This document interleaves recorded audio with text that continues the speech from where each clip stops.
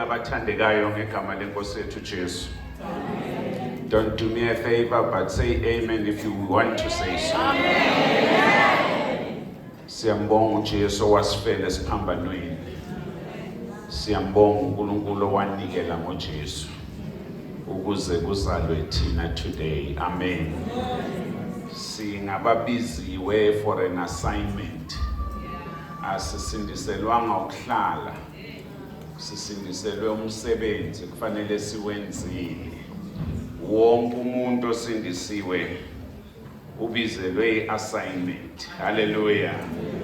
Akekho bizelwe nje to be a member of a certain organization.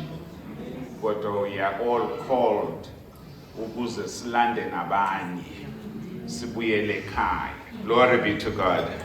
Siyabonga ke bathandekayo sisazokhulekela amakhosi mangidlule nje la ukuthi this coming Saturday the 20th sinosuku olukhulu la ekhaya. And I want to believe ukuthi usuku olukhulu eDavidton where we will be getting together siyimindeni siyophakamisa izandla siyonika uNkulunkulu udumo. Sinento esithi sifuna ukumelana nayo le ebukeka impossible ebantwini. Have you noticed the rate abantwana bethu abangena ngayo kuma drugs? If really you don't see it, because mayikusize uphaphame. We want to pray ukuthi uNkulunkulu use the very drugs. Yazi mawulunywe inyoka kuthiwa for the poison yenyoka ukuthi ingabi na effect kuwe faneke ujovwe ngale poison yenyoka. Yezwakala bathandekayo.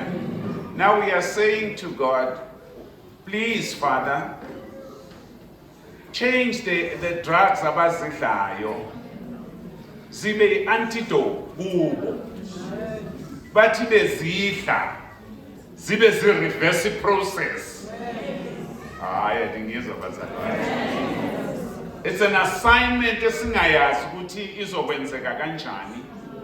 Kodwa we know ukuthi our God is able. So sisayenza lenkonzo ye-Family Day. Siqala ngokubiza bonke abantwana basekhaya ukuthi come back. Khona baphuma ngoba sabalimaza. Khona baphuma ngoba sakhuluma kabi. We want to apologize to them. We want to build the family. Hallelujah.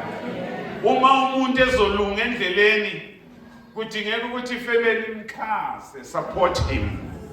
Noma ngabe uyabhayiza kodwa makayibona support yefamily uzoba strong. Davidton Assembly, we will be celebrating a Family Day on the 20th. Sicela nina bazalwane ningekho eDavidton ukuthi nje nisikhulekele. Yenze nje kube iduty yakho ukuthi as from today you will pray for the success of this day. So besidlala ngalelo langa. Kodwa ngeke siyoqala siyodlala singazange saqala kuNkulunkulu. We will have a service ezoba isendaweni enje kodwa hayila la sizobe sikhona. Siyoqala ngenkonzo where there will be praise and worship, there will be devotions, there will be speeches, just for a period of an hour and a half to 2 hours. Emva kwaloko siyahamba siyodlala. Nizomangala, nizobona ogogo bala bedlala i-race yamasaka. Nezi race yamasaka le ufika ungena esakeni ulibambe kanje ugijima uphakathi kwesaka. Gogo ngiyanicela shiyana amaphinive ekhaya on Saturday. Omkhulu balaba kumalindi siyocela nje ningagqoka amabhruku amade nifaka amashort.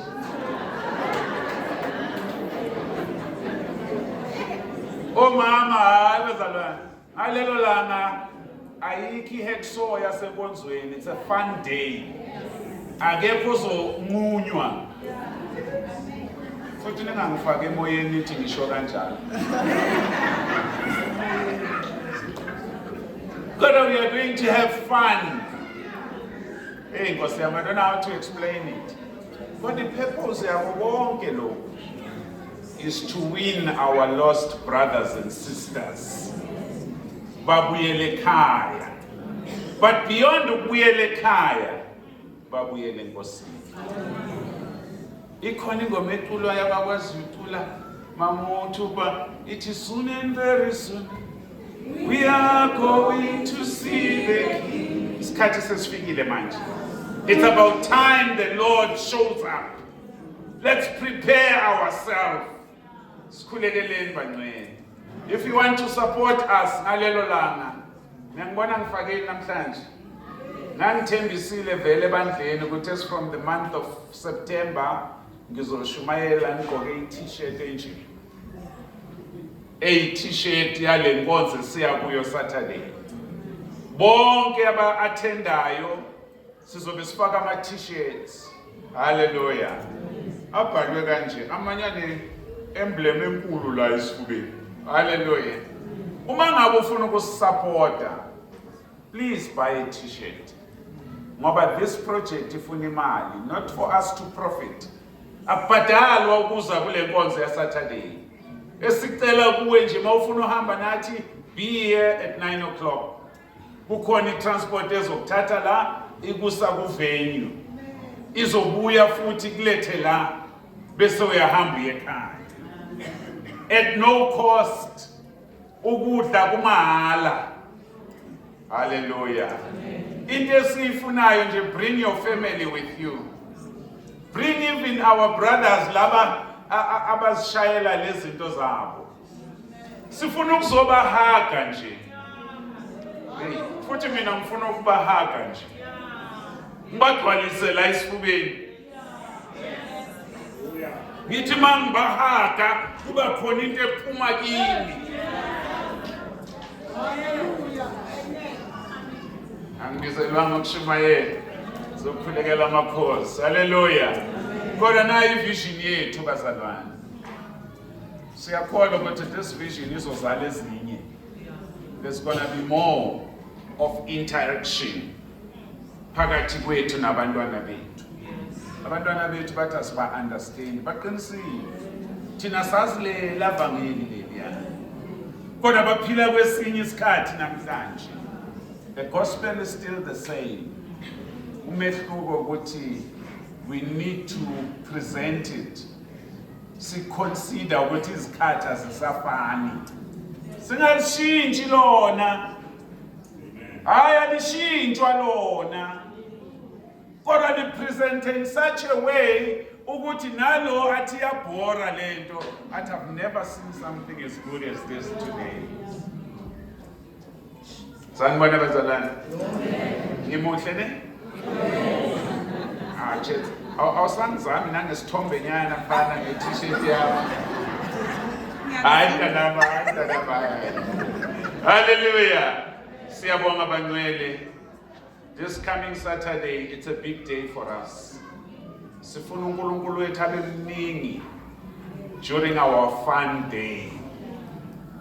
Yazi abanye abantu abakwazi ukujabula ngaphandle kotshwala. Thina won't have liquor lapha. Noma uJesu wenza iwine asifuni for today. Sifuna ukudabwa umoya oyingcwele.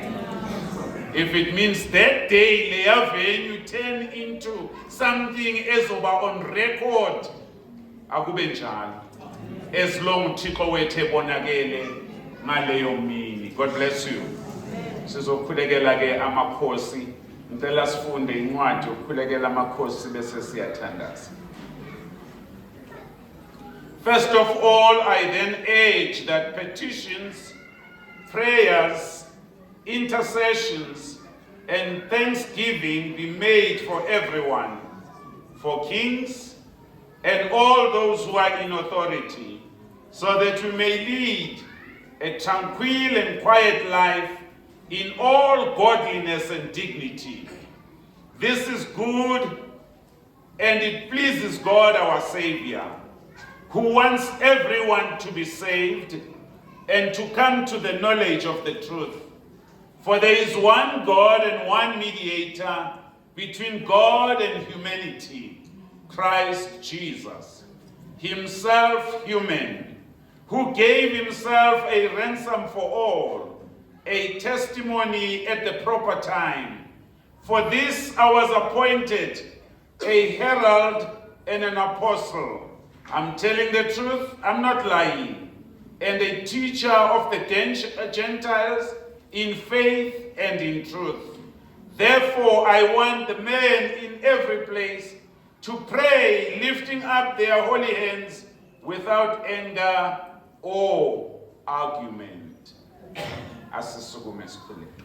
Morena bulu kasichaba sa Yesu.